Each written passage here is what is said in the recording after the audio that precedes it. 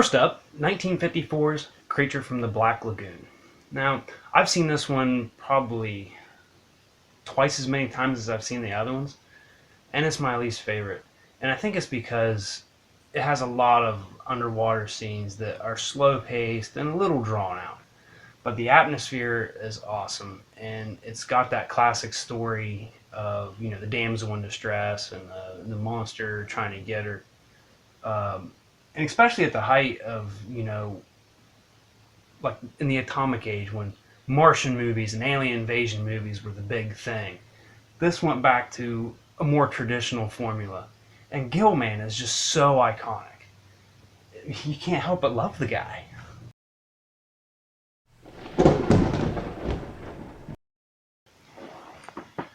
1943's The Phantom of the Opera. Now this is the only one of this group that's in color, which I guess makes it more commercial and more mainstream, especially with the plot line. It has kind of that origin story vibe to it. It's more of a Hollywood movie. And it is kind of overshadowed by the 1925 silent version starring Lon Chaney, which is just so awesome. But it ain't half bad. Check it out.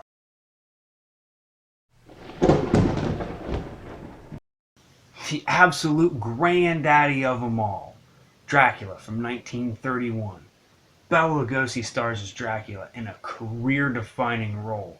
Probably one of Todd Browning's best work as a director, unless you count Freaks. That one's really cool too. But a lot of people might shy away from this one because it's an early sound movie and there's no score to it. But they're still perfecting their craft, and I've actually seen versions of it where they've added a score in, and it's just not the same. It's really meant to be appreciated in the era that it was made as an early sound movie. It really bridges that gap from silent to sound. The Spanish language version that was shot at the same time is very well known. It uses the same sets and everything. It's pretty good too. It's a little longer, but the shots in it are really awesome. Very unique for their time. Very innovative. But if you're going to sit down and watch them, watch the American version with Bela Lugosi. You won't be disappointed.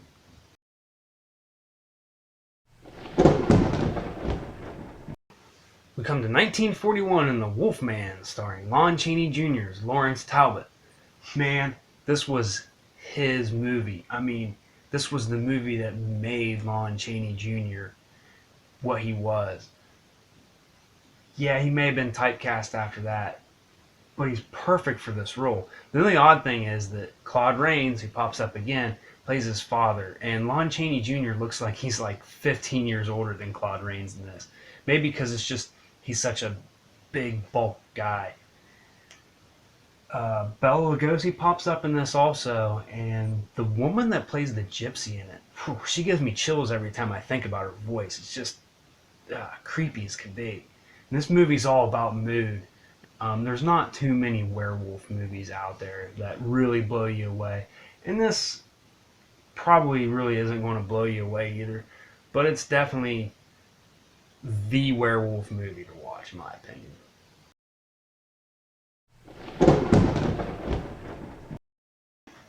"1935, The Bride of Frankenstein", directed by James Whale and starring Boris Karloff.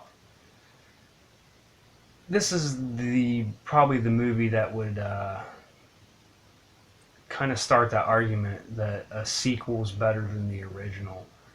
My personal opinion, I enjoy the original better than this one, and I'll get to that later. It kind of goes into a horror comedy a little bit. It's much funnier than the original one. I guess it's just because it has a lot more colorful characters. And the movie starts out as Mary Shelley, the author of Frankenstein, telling another story. So it kind of breaks the fourth wall a little bit, I guess. The image of the bride is seared in everybody's memory. It pops up everywhere. You almost can't escape it, especially in the month of October. It just appears in everything. It's sort of like The Godfather 2 to The Godfather, or Evil Dead 2 to Evil Dead. It just changes it just enough, but still stays true to what it is. And it actually gives a lot of character development to the monster, which is really awesome and probably pretty unique for the time. In all honesty, I really didn't like this movie the first time I watched it. I found it too goofy, especially just the characters being so colorful in it. I seen Frankenstein first, and that movie was very dark, and this one was more, I guess, lighthearted in a way.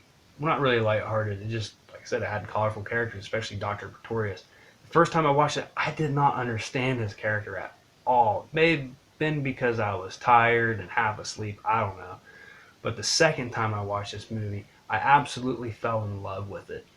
Dr. Pretorius is crazy, and Colin Clive does what Colin Clive does. I mean, he's Colin Clive. It's just one of those movies that has it. You know, it's hard to describe. It has that magic to it where you're in it. I also think this was James Whale's final horror movie. So yeah, he went out with a bang with this one, big time. If you're pretty new to black and white movies or Universal horror movies, check out Frankenstein in this probably first. This movie's not very long. It's like 75 minutes, so it's real quick. You can watch both of them in no time at all.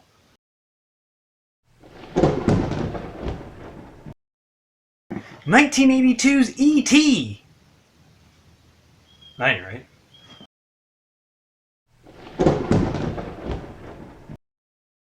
In 1932, we got The Mummy starring Boris Karloff. Now, I gotta admit, I was really surprised I enjoyed this movie as much as I did, considering one of my favorite horror movies of all time is the 1959 Hammer remake starring Peter Cushing and Christopher Lee. Check that out. It's awesome. Now, this movie did a lot of unique things for the time. It had flashback scenes, and I'm pretty sure it was probably the first movie to ever utilize them in such a way. And what's really cool about the flashback scenes is they almost feel like an older movie. They almost feel like a silent movie in a way. So it gives that little bit more depth to the storytelling. And you get a little bit of gore too. You actually get to see a spear come through a guy's chest, which is awesome. That's not something you would think you would see in 1932. Karloff does a great job once again. I mean, he was Frankenstein's monster. He was the mummy. He just always knocked it out of the park with these roles. He looks great in this role. He has a real dusty look to him, I guess, which makes sense because he's a mummy.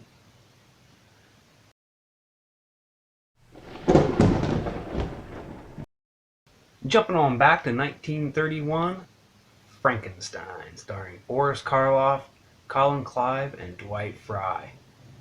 Man, I love this movie. It is dark. Karloff is definitely in his most career-defining, iconic role. So is Colin Clive as Dr. Frankenstein. He is absolutely insane in this movie. The whole "it's alive, it's alive, it's alive." You know, you can imitate that as much as you want, but you can never duplicate that. It just sends chills down my spine every time I hear him say that.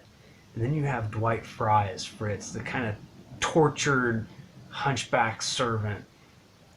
He's such a dark, dark character. This movie is just, it's dark. It looks dark. It feels dark. It just scares the bejesus out of me. That's why I like it more than Bride of Frankenstein. It is more of a horror movie. There's so many iconic shots in this movie. From the hand raising to Colin Clive, just his hair all over his face, and he's just being a mad scientist. Man, I love it.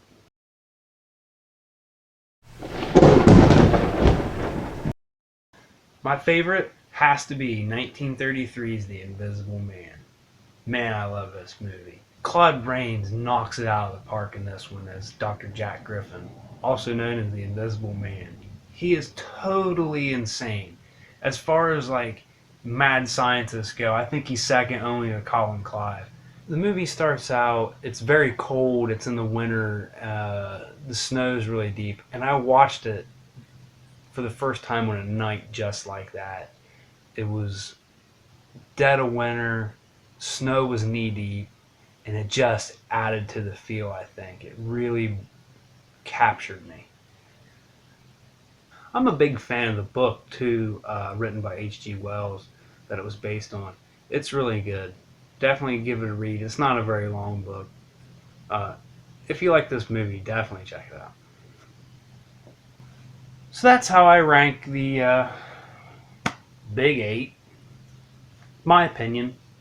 That's the order that I like them in. If you got any questions or comments, let me know. Or if you would like to rank them, just do it in the comment section. No purchase necessary. Void where prohibited.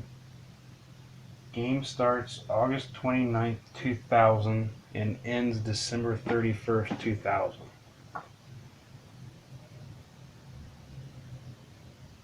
I think I might be a little late.